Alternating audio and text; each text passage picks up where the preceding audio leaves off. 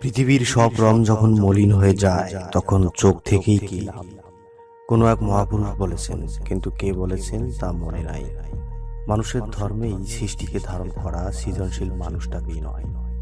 আমি এক হাদারাম বেকার, পড়াশোনা শেষ করে আমলা কামলা কিছুই হতে পারিনি। গদবাদা চাকরি আমাকে টানে না। ফালতু কিছু বিষয় নিয়ে লেখালেখির চেষ্টা করি, কিন্তু আফসোস সেগুলোর কোনো পাঠক নাই। হঠাৎ হুমায়ুন আহমেদের আমি হিমু হতে চাই বইটি পড়ে হিমু হওয়ার তীব্র বাসনা মনের ভিতর ঢুকে গেল। আমার মনে হতে লাগলো হিমুর মতো একটা ফাতরা জীবনযাপন নেহাত খারাপ না। হিমু হওয়ার তীব্র বাসনার কথা বন্ধু রবির সাথে শেয়ার করলাম।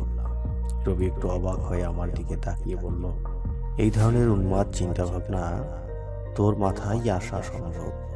আমি কারো কথা কর্ণপাত না করে একটা কটকটা হলুদ পাঞ্জাবি পরে খালি গায়ে রাস্তায় হাঁটাহাঁটি আরম্ভ করে দিলাম।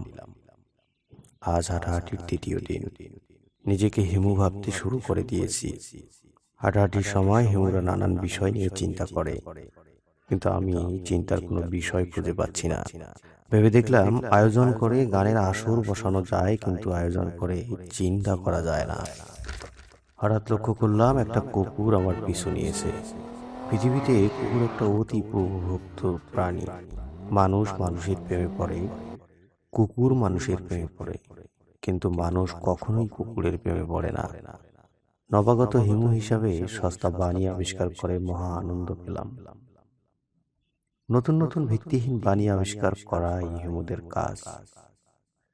কুকুরটাকে নিয়ে বাসায় আসলাম। এখন বিছানা ছেড়ে মাটিতে থাকা আরম্ভ করে দিয়েছি।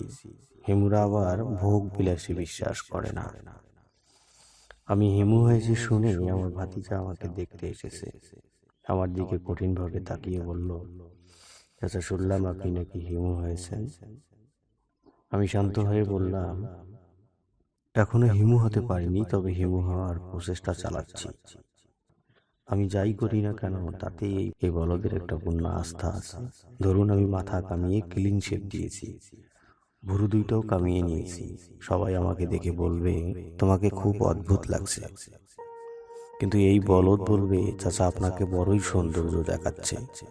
মানুষের বিস্মিত হওয়ার একটা ইন্দ্রিয় থাকে, কিন্তু বলদের এই ইন্দ্রিয়টাই নষ্ট। আফসোস।